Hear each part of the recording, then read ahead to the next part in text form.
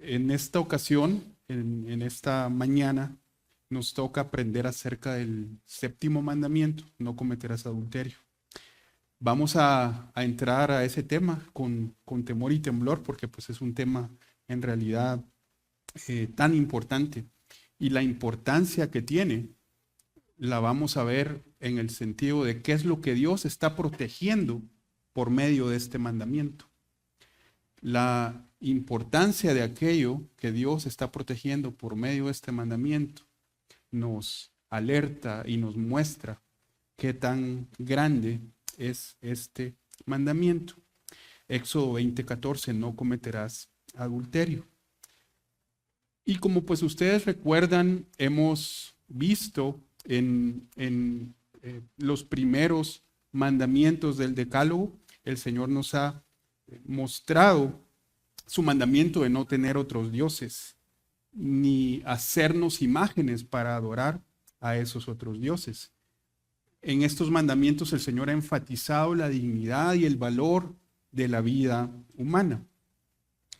En estos mandamientos el Señor ha enfatizado la importancia de la familia y lo vimos en el cuarto mandamiento cuando el Señor nos decía el mandamiento de honrar a nuestro padre y a nuestra madre. Pues este séptimo mandamiento continúa en esa misma línea, y en este caso se va a referir al matrimonio. Se va a referir al matrimonio. Y lo primero que tenemos que ver, hermanos, y que nos va a servir para poder entender y sobre todo para poder guardar en nuestro corazón este matrimonio, este mandamiento, es que Dios es fiel. Dios es fiel. Este es uno de sus atributos. Y la gloria de Dios consiste en la suma de sus atributos. Y este es uno de ellos, que Dios es fiel. Y el propósito de este mandamiento es que nosotros podamos reflejar la gloria de Dios mediante la fidelidad en nuestro matrimonio. Así que no solamente este mandamiento, está protegiendo al matrimonio, sino que también tiene como propósito el poder reflejar uno de los atributos de Dios, y en este caso concretamente la fidelidad. Dios ha decidido establecer una relación con nosotros como pueblo, y eso es algo que también hemos aprendido a lo largo de nuestro estudio del libro del Éxodo. Él ha hecho un pacto con nosotros. Él ha hecho un pacto con nosotros, y en ese pacto Él se ha comprometido a tener una relación con su pueblo. Él se ha comprometido a tener una relación con nosotros. Él se ha comprometido a estar con su pueblo, a cuidarlo, a protegerlo, a sostenerlo. Y el libro del Éxodo ha sido el relato de cómo ese pacto se ha hecho realidad y se ha venido ejecutando a lo largo de todo el relato de lo que hemos visto. Muchas veces en la Biblia encontramos que Dios dice, o Dios hace esta promesa: yo seré su Dios y ellos serán mi pueblo. Es cuando Dios está diciendo: yo estoy haciendo un pacto con ese pueblo, estoy haciendo una relación inquebrantable, una relación en la que me estoy comprometiendo a estar con ellos y ser su Dios. Así que ese pacto que Dios ha hecho con su pueblo es la base para que nosotros podamos ver este mandamiento y con el poder del Espíritu de Dios cumplirlo. Dios nos está diciendo que Él espera que así como Él es fiel con su pueblo, nosotros también seamos fieles con nuestro cónyuge. De la misma forma que Él ha sido fiel para su pueblo y demuestra su fidelidad con acciones concretas, asimismo Él espera la fidelidad de parte de nosotros hacia nuestro esposo o hacia nuestra esposa. Por eso, hermanos, la exhortación que Dios quiere hacer a nosotros esta mañana es: honra a Dios por medio de la fidelidad a tu cónyuge. Honra a Dios por medio de la fidelidad a tu cónyuge. Y vamos a explicar un poquito el significado y adentrarnos un poquito en los detalles de este mandamiento. Y lo primero que quisiera, hermanos, que viéramos es la frase: los dos serán una sola carne, que obviamente está tomada del libro del Génesis. Dios es el que estableció el matrimonio. Hace un momento yo les decía que podemos ver la importancia del mandamiento al ver qué es lo que está protegiendo este mandamiento. Y en este caso lo que está protegiendo es el matrimonio. Entonces vamos a regresar al libro del Génesis, vamos a ir al libro del Génesis y vamos a ver por qué Dios estableció el matrimonio. ¿Cuál era el propósito de él? ¿Qué es lo que él quería cuando él estableció el matrimonio? Es importante recordar de dónde proviene la importancia del matrimonio y eso nos va a ayudar a poder apreciar aún más la importancia de este mandamiento. Recordémonos que en ese contexto en el que fue dado el decálogo, no era necesariamente un contexto cultural en el que el matrimonio fuera tomado en gran estima. De hecho, las personas que tenían mayores posibilidades económicas era muy común que practicaran la poligamia.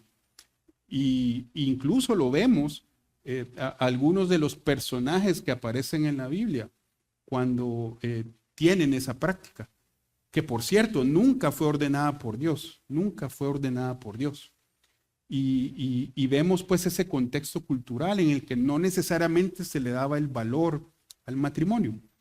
Entonces, Dios sí le da ese alto valor a la familia. Y Él, cuando instituye el matrimonio, lo hace con estas palabras. Y vamos a leer Génesis 2, 18.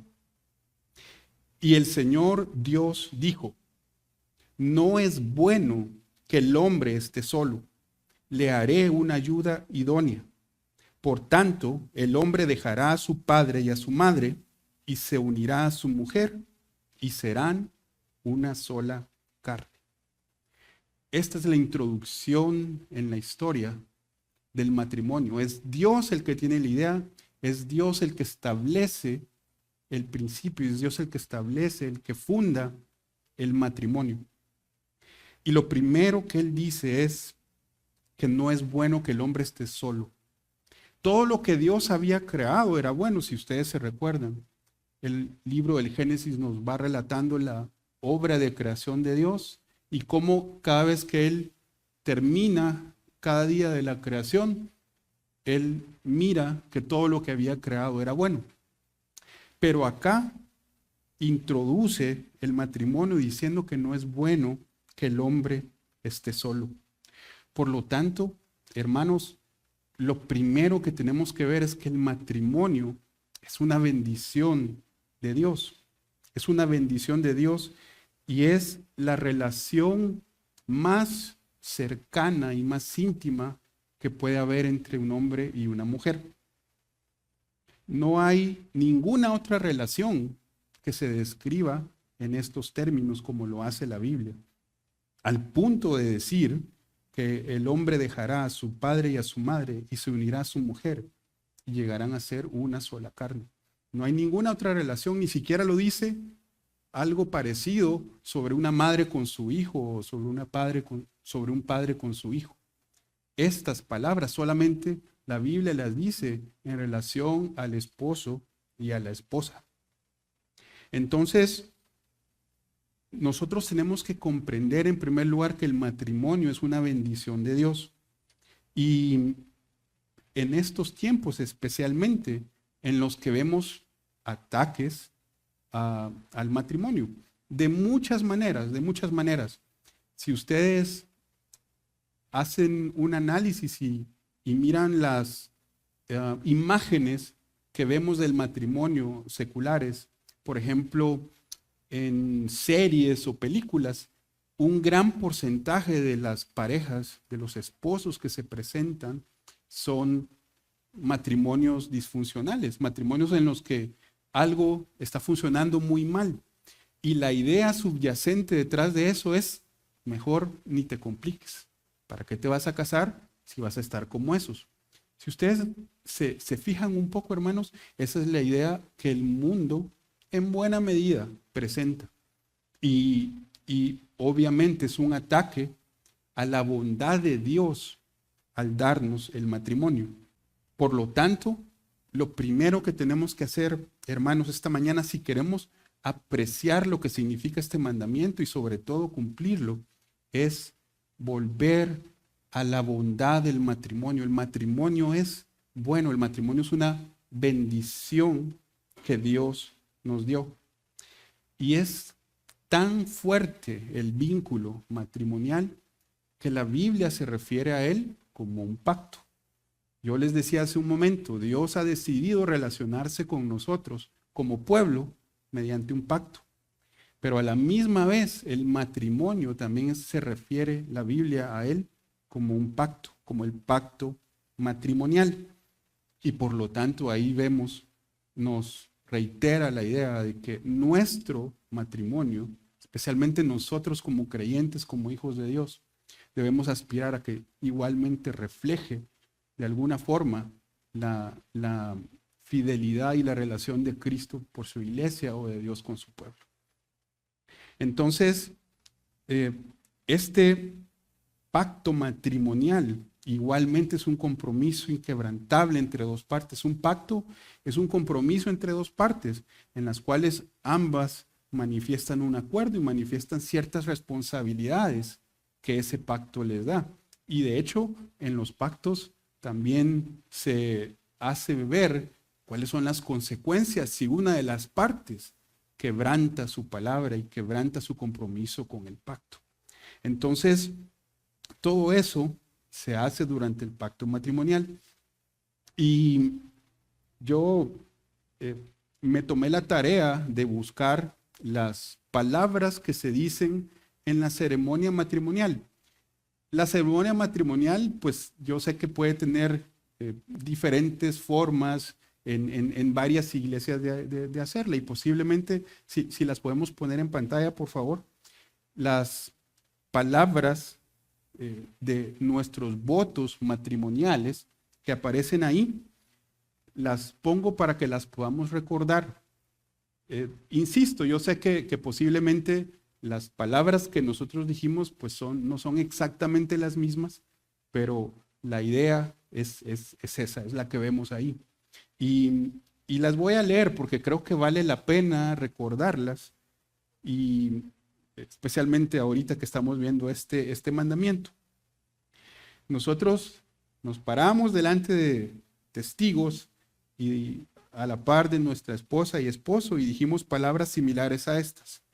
Prometes delante de Dios y de estos testigos, así como lo prometiste ante las autoridades civiles, tomar a, y póngale el nombre de su esposa a su esposo, por tu legítima esposa para vivir con ella, conforme a lo que ordenó Dios en el santo estado del matrimonio. Y nosotros contestamos que sí. Si estamos casados, contestamos que sí. Prometes amarla, honrarla, consolarla y protegerla en tiempo de enfermedad y de salud, en la prosperidad y adversidad, y mantenerte fiel a ella mientras vivan los dos. Y nosotros respondimos que sí, si estamos casados. Nosotros respondimos que sí. Ese fue el voto matrimonial, ese fue el pacto matrimonial que nosotros hicimos. Y déjenme decirles, hermanos, que Dios se toma muy en serio esas palabras. Y usted se paró enfrente de unos testigos y usted le dijo a su esposa y su esposo sí a estas preguntas, Dios se las toma muy, muy en serio. Se lo insisto. Y aquí es donde vemos la importancia de este mandamiento, porque el adulterio es un quebrantamiento de ese pacto. El adulterio es un quebrantamiento de ese pacto que trae consecuencias, así como decíamos que en los pactos se dice cuáles son las consecuencias si una de las partes no cumple con su compromiso. Igual, quebrantar el pacto matrimonial trae consecuencias, y consecuencias destructivas que afectan a la familia completa. El adulterio mancha aquello que Dios ha unido, aquello que Dios ha santificado. El adulterio lo profana, lo ensucia. Eso es lo que sucede cuando nosotros quebrantamos este séptimo mandamiento. No solo eso, sino que también estamos empañando la imagen de Dios en nosotros. ¿Se acuerdan que yo les decía, Dios es fiel? Dios es fiel, ese es uno de sus atributos, eso es una de sus glorias. Y cuando nosotros cometemos adulterio, lo que estamos haciendo es empañar esa imagen de Dios en nosotros, porque estamos escondiendo la fidelidad de Dios. No solamente hacemos eso, sino que también cuando nosotros caemos en este pecado, estamos poniendo un obstáculo en nuestra relación con el Señor. El profeta Malaquías tiene un pasaje en el cual habla acerca de la infidelidad. Y es impresionante porque el profeta Malaquías nos muestra en este pasaje cómo cuando una persona cae en este pecado, está poniendo un obstáculo, está poniendo una pared entre Dios y él. Y lo vamos a leer Malaquías capítulo 2, versículos 13 y 14. Dice así: y esta otra cosa hacéis, cubrís el altar del Señor de lágrimas, llantos y gemidos, porque Él ya no mira la ofrenda, ni la acepta con agrado de vuestra mano. ¿Por qué? Porque el Señor ha sido testigo entre tú y la mujer de tu juventud, contra la cual has obrado deslealmente, aunque ella es tu compañera y la mujer de tu pacto. Nos está relatando el profeta Malaquías una situación en la que las personas llegan delante del Señor. Dice ahí que se acercan al altar de Dios. O sea, no era una falta de actividad religiosa el problema. Se acercan al altar de Dios. Se acercan al altar de Dios, pero la ofrenda que traen delante del Señor, la adoración que traen delante del Señor, no es aceptada. No es aceptada. Y ellos lo perciben, de alguna forma.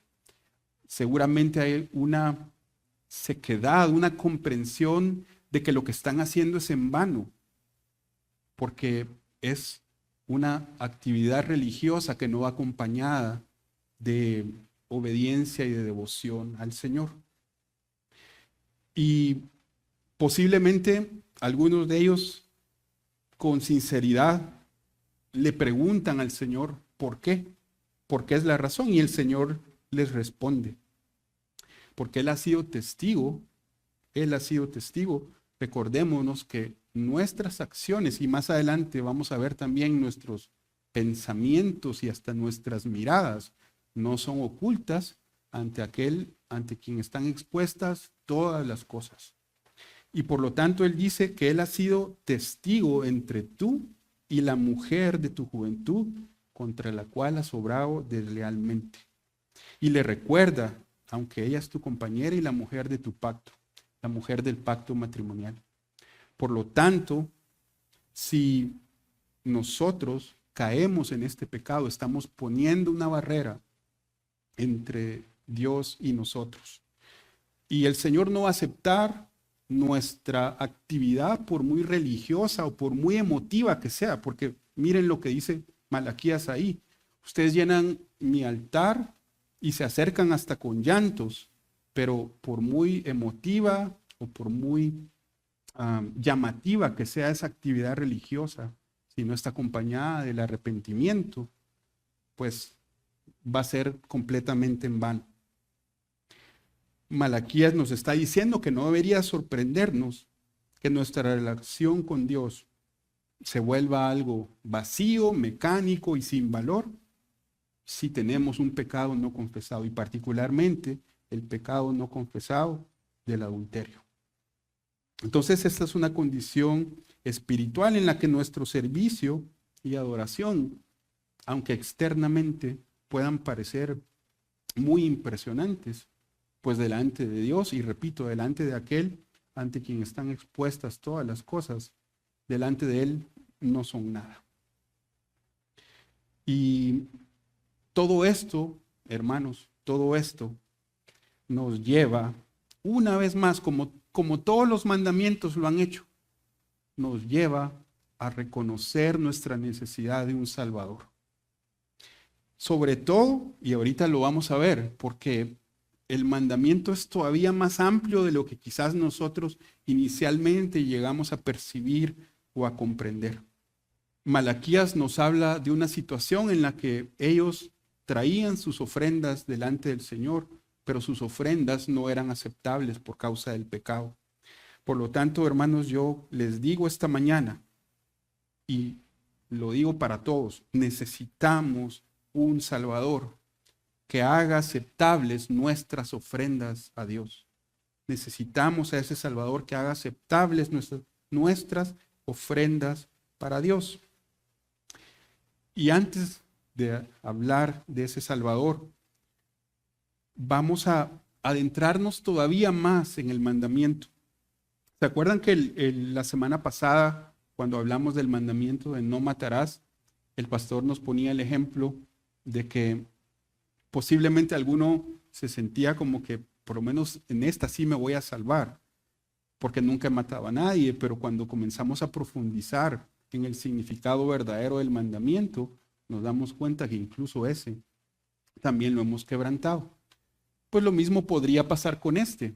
Posiblemente tú dirías, pues yo no he caído en esto, posiblemente, pero el Señor viene y amplía el significado del mandamiento y lo lleva no solamente de las acciones, sino que lo lleva también al ámbito de los pensamientos y de las miradas y de los recuerdos.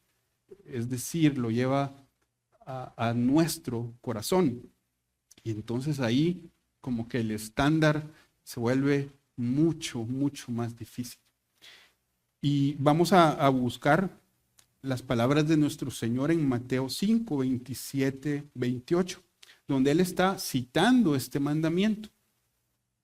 Y Él dice, habéis oído que se dijo, no cometerás adulterio.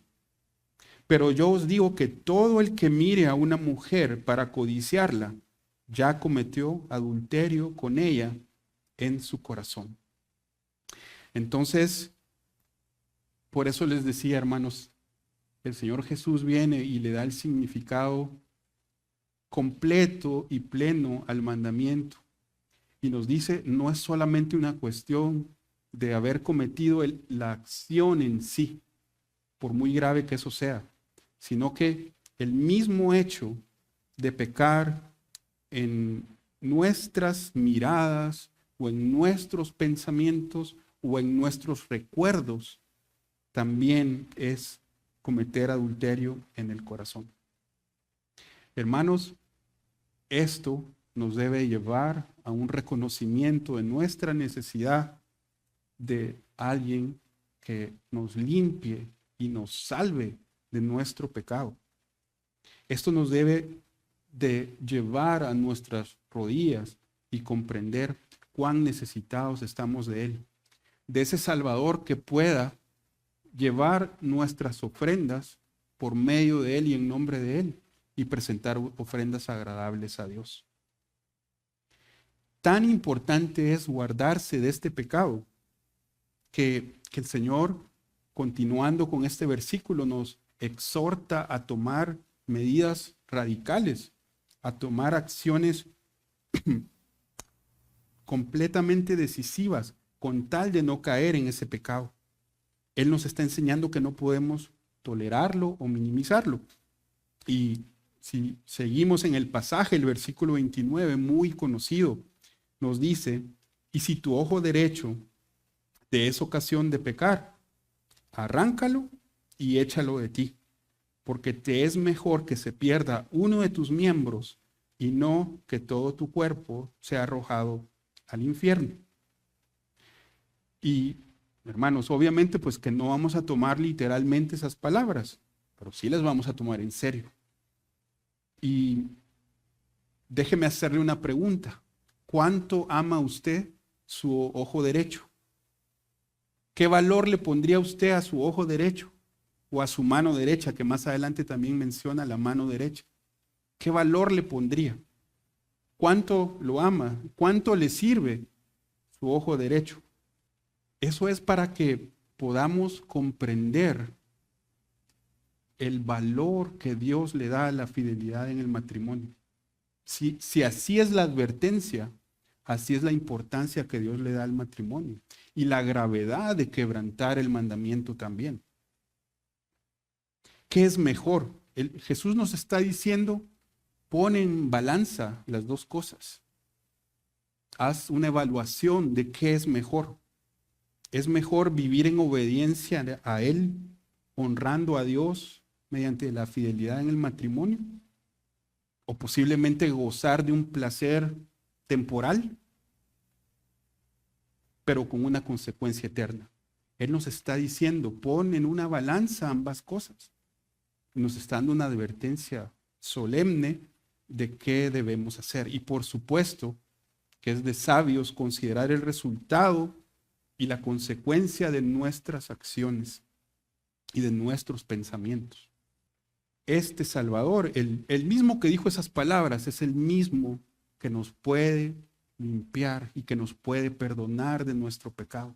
Porque bendito sea Dios, nada de esto tiene que condenar a aquel que cree en Él, aquel que confiesa su pecado y se acerca al Señor. Este Salvador, el mismo que dijo esas palabras, puede limpiarnos de nuestro pecado, puede hacer nuestras ofrendas y nuestra adoración aceptable a Él. Hay un pasaje del apóstol Pablo en la carta a los Corintios, en donde él da una lista de ciertos pecados, pecados que merecen el juicio de Dios. Pero es maravilloso porque, busquémoslo, leámoslo. 1 Corintios 6. ¿O no sabéis que los injustos no heredarán el reino de Dios? No os dejéis engañar, ni los inmorales, ni los idólatras, ni los adúlteros, ni los afeminados, ni los homosexuales, ni los ladrones, ni los avaros, ni los borrachos, ni los difamadores, ni los estafadores heredarán el reino de Dios. Pero el versículo 11 nos recuerda el Evangelio y nos dice, y esto erais algunos de vosotros, pero fuisteis lavados, pero fuisteis santificados, pero fuisteis justificados en el nombre del Señor Jesucristo y en el Espíritu de nuestro Dios. Este es el Evangelio de Dios, la buena noticia, que nuestro pasado y nuestro pecado, cuando es perdonado, cuando lo confesamos y nos acercamos a Él en arrepentimiento, podemos decir con toda confianza estas palabras. Esto erais algunos de vosotros. El apóstol Pablo se lo dijo a la congregación en Corinto, pero eso es verdad de cualquier congregación en todo el mundo. Esto éramos algunos de nosotros, pero hemos sido lavados, santificados, justificados en el nombre del Señor Jesucristo. Y si alguno nos escucha esta mañana que no es creyente, este mismo perdón está abierto y se ofrece a toda la humanidad. Este mandamiento que hemos escuchado aplica a todos nosotros, pero así como ese mandamiento aplica a todos nosotros, también la oferta del perdón que leemos aquí también está abierta para ti. Y si tú no eres creyente o si tú has caído en este pecado, la buena noticia del Evangelio es para aquel que se arrepiente y cree en el Señor. Y de esa forma poder también decir, esto fui yo también antes, pero ahora he sido lavado y perdonado por el Señor. Nosotros decíamos al principio que la relación de Dios con su pueblo es una relación de pacto, es una relación que refleja, o más bien el matrimonio refleja esa relación de pacto entre Dios y su pueblo.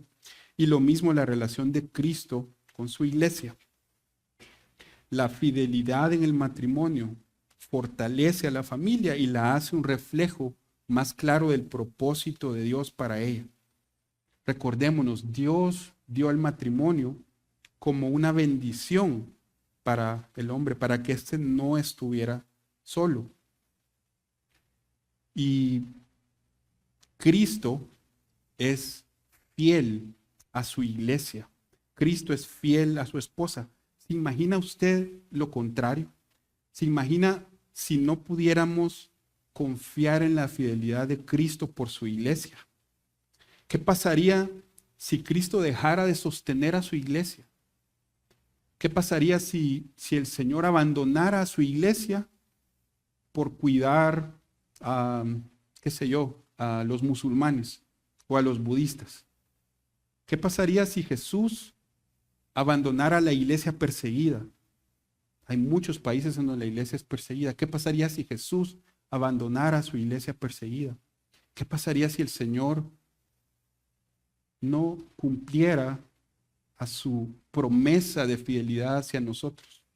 Es una idea tan absurda que no la podemos ni concebir. Porque si algo podemos confiar, hermanos, si algo podemos estar seguros, es de la fidelidad del Señor por su iglesia. La fidelidad de Jesús le hace a Él digno de recibir alabanza, de recibir honor.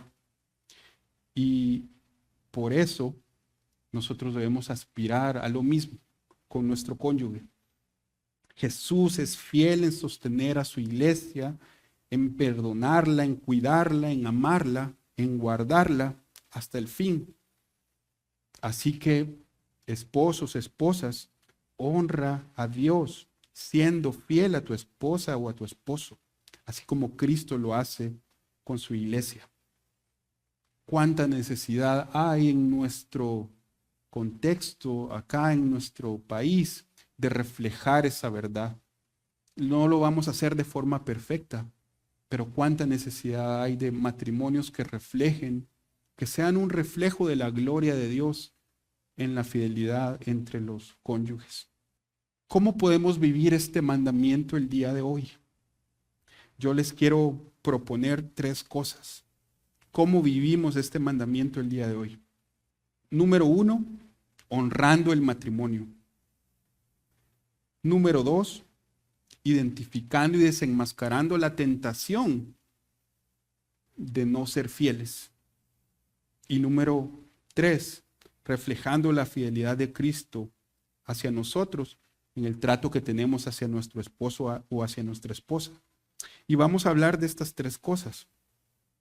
En primer lugar, honrar el matrimonio. Honrar el matrimonio. ¿Qué es honrar? Honrar es reconocer el valor que tiene algo. Eso es honrar.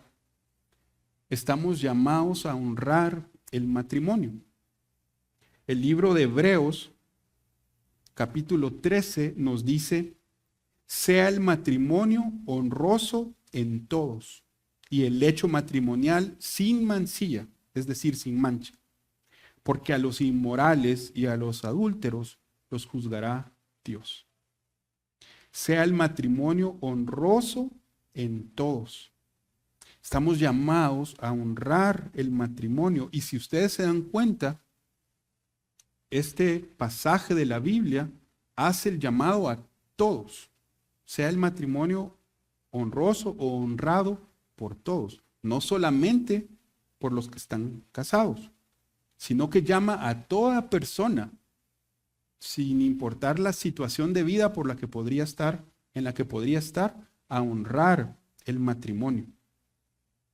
Y el hecho matrimonial sin mancilla o sin mancha. ¿Cómo podemos honrar el matrimonio? En primer lugar, como casados, ¿cómo podemos honrar el matrimonio como personas casadas? Pues en primer lugar, hermanos, algo muy sencillo.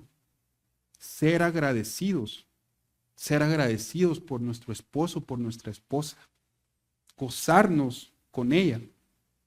El libro de Proverbios tiene un versículo muy hermoso que habla acerca del matrimonio. Y dice, Proverbios 5, versículo 18, dice: sea bendita tu fuente y regocíjate con la mujer de tu juventud. El libro de Proverbios nos está dando la orden de gozarnos, de regocijarnos con la mujer de nuestra juventud. Hermano, ¿comprendes que Dios te ha dado a tu esposo o a tu esposa con un propósito de bendición? ¿Cómo puedes decir que eres fiel si no aprecias la bondad de Dios al haberte dado a tu esposo o a tu esposa? Alguien me va a decir, sí, pero lo que pasa es que usted no lo conoce como yo lo conozco. Y yo sé, hermanos, de las dificultades que pueden haber en un matrimonio. Yo sé. Y entiendo que pueden haber matrimonios que estén pasando por un tiempo difícil, por muchas dificultades. Lo único que puedo decirte acá es que no están solos en su lucha por el matrimonio. Dios conoce su situación y está de tu lado. Ora, entrégale esas cargas al Señor. Busca consejería, busca ayuda. Y el Señor va a actuar, va a obrar en ese matrimonio. Lo que sí te puedo decir, sin conocer los detalles o las interioridades de cada situación o de cada matrimonio, lo que sí te puedo decir con toda seguridad es que la infidelidad no va a resolver las dificultades de tu matrimonio. Y si tú decides ir por ese camino, y ya lo vamos a ver más adelante aquí, al final pues el resultado será la muerte. Entonces, hermanos, una forma que podemos honrar el matrimonio es reconociendo la bondad de Dios al darnos a nuestro esposo, a nuestra esposa. Es la bondad de Dios, es la bondad de Dios. Por eso Él nos manda a regocijarnos junto con ella. Y debemos rechazar las caricaturas del mundo que hablábamos hace un momento, de cómo el mundo nos presenta solamente ideas o imágenes de matrimonios destruidos y que destruyen a otros también. Debemos rechazar esas caricaturas y aferrarnos a la verdad de la palabra de Dios. Hermanos, todos los mandamientos de Dios son para vida. Ninguno de ellos tiene como propósito el robarnos de nuestra alegría, el mantenernos desdichados. Y este no es una excepción. Los mandamientos de Dios son para nuestra vida. Y podemos, hermanos, independientemente de la situación, poder gozarnos con ese esposo o esposa que el Señor nos ha dado. Y esa es una forma en la que podemos honrar nuestro matrimonio. ¿Y qué pasa si soy soltero? Igualmente, acuérdense que el libro de Hebreos nos dice que el matrimonio debe ser honroso para todos, no solamente para los casados. Entonces, ¿qué pasa si soy soltero? Bueno, obviamente, en ese caso, guardarte para tu futuro esposo o esposa. Esa es la forma en cómo tú puedes honrar el matrimonio. Porque con eso estás demostrando que le das al matrimonio la misma honra que Dios le da. Y sin importar lo que haya sucedido en el pasado,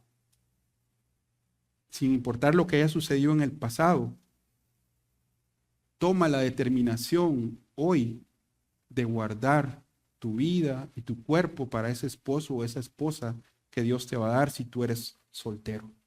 También hay otras situaciones de vida. He hablado del casado, he hablado del soltero, pero también hay otras situaciones de vida. El Señor nos habla, por ejemplo, en Mateo 19 acerca de personas que deciden por causa del Señor no casarse. Es posible también esa situación se puede dar y esas personas igualmente pueden honrar el matrimonio, porque con su relación con el Señor igual reflejan esa fidelidad del Señor por su iglesia.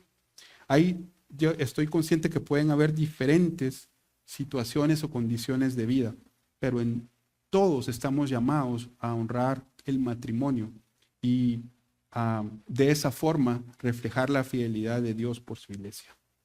¿Qué pasa si soy un no creyente? Pues igualmente, si eres no creyente, este mandamiento aplica a ti. Aunque tú seas no creyente, pues igual aplica para ti, porque es algo que Dios le dio a toda la humanidad. Y por lo tanto, también estás llamado a ser fiel en tu relación matrimonial. Recuerda que una de las razones por las que Dios nos da este mandamiento es para que reconozcamos nuestra pecaminosidad y nuestra necesidad de un Salvador. Y por lo tanto reitero la invitación de que si tú no eres creyente, igual el Señor te está llamando a buscar de Él, a arrepentirte y a recibir el perdón de los pecados también. Otra cosa que podemos hacer, hermanos, para cumplir con este mandamiento el día de hoy es identificar y desenmascarar las tentaciones. ¿Cómo se presentan las tentaciones? Es muy raro que una tentación se presente con su cara verdadera. Las tentaciones se nos presentan de una forma agradable, ¿sí o no? Las tentaciones se nos presentan de una forma engañosa. Satanás, el mundo y la carne, aprendimos hace mucho tiempo, se confabulan para tratar de desviar nuestros pasos del Señor y para tratar de desviar nuestro corazón del Señor. Pues la tentación, y concretamente la tentación en cuanto a este mandamiento, se nos va a presentar de una forma agradable, pero tenemos que identificar y desenmascarar lo que en realidad está sucediendo. Y vamos a leer el libro de Proverbios, capítulo 5, donde nos habla de cómo se presenta la tentación y nos da el discernimiento para saber lo que está detrás de esa tentación. Y nos dice, porque los labios de la extraña destilan miel y su lengua es más suave que el aceite, pero al final es amarga como el ajenjo, aguda como espada de dos filos. Sus pies descienden a la muerte, sus pasos solo logran el Seol. La palabra de Dios nos da ojos para ver, más allá de lo agradable de la tentación y comprender cuál es el final si nosotros decidimos desviarnos del camino. Y por eso dice, los labios de la extraña destilan miel y su lengua es más suave que el aceite. Hermanos, tenemos que vivir con discernimiento, con comprensión de lo que está en juego. Y si queremos vivir este mandamiento el día de hoy, identificar aquellas cosas que son tentación para nosotros y no tomarlas como un juego y no tomarlas a la ligera. No podemos contentarnos solamente con decir, no, nunca he cometido el acto del adulterio. No podemos contentarnos con eso porque ya vimos cómo Jesús nos llama y nos lleva mucho más allá solamente del acto en sí. Por lo tanto, hermanos, dejando atrás el pasado y sabiendo que somos nuevas criaturas en Cristo, considera cómo se presenta la tentación en tu caso particular. Se presenta por los ojos, se presenta por alguna situación particular, por algún lugar en particular, se presenta por medio de recuerdos o pensamientos. Identifica esa tentación, desenmascara esa tentación en tu vida. Date cuenta de las implicaciones de caer si te desvías en ese pecado. Y por lo tanto, aquellas situaciones, aquellos pensamientos, actividades que sabemos que en nuestro caso se constituyen una tentación, ser prudentes y evitarlas. Mira lo que nos dice Proverbios 22, versículo 3. El prudente ve el mal y se esconde, mas los simples siguen adelante y son castigados. Entonces, hermanos, el Señor nos está llamando en este momento a ser prudentes con nuestra vida, El prudente ve el mal y se aparta, se esconde, pero el simple o el necio, como dicen otras versiones de la Biblia, sigue adelante y es castigado. El necio, aún siendo advertido, no escucha la advertencia y sufre el castigo. Así que, hermanos, considera, probablemente tus ojos son la puerta de entrada para las tentaciones. Entonces toma acciones radicales y concretas para apartarte de esa tentación. Y por último, hermanos, refleja la fidelidad de Cristo hacia ti en tu trato con tu esposo o esposa. Hermano, maravíllate por la fidelidad de Cristo hacia ti. Medita en la fidelidad de Cristo hacia ti. ¿Cuántas veces le has fallado al Señor? ¿Le puedes contar cuántas veces le has fallado al Señor? Seguramente si nos pusiéramos a contar, el número sería de miles, de miles. ¿Cuántas veces le hemos negado? ¿Cuántas veces le hemos desobedecido? Y sin embargo, aquí estamos todavía, porque en su misericordia y en su fidelidad, Él nos ha sostenido, nos ha perdonado, nos ha alabado, nos ha guardado a pesar de tantas cosas. Considera la fidelidad de Cristo hacia ti en tu vida. Él no te ha tratado de acuerdo a tu maldad, sino que te ha tratado con misericordia. Considera cómo en lugar de pagarte mal por mal, te ha bendecido y ha derramado de su gracia sobre tu vida. Te ha coronado con una corona de misericordia. Considera la fidelidad de Dios hacia tu vida esta mañana. Considera cómo cuando todavía éramos enemigos de Él, dio su vida por nosotros y ha prometido estar con nosotros hasta el fin del mundo. Y ha prometido, Él ha dicho, no te dejaré ni te desampararé. Considera al Dios fiel que ha hecho promesas como esas y que ha demostrado en nuestra vida que ha estado con nosotros. Nos ha perdonado una y otra vez, nos ha lavado una y otra vez. Si nuestro Señor ha sido fiel con nosotros de esa forma, ¿cómo no vamos nosotros a aspirar también a ser fieles en nuestro matrimonio y a reflejar, aunque sea de una forma pequeña e imperfecta, la fidelidad de Él por su iglesia?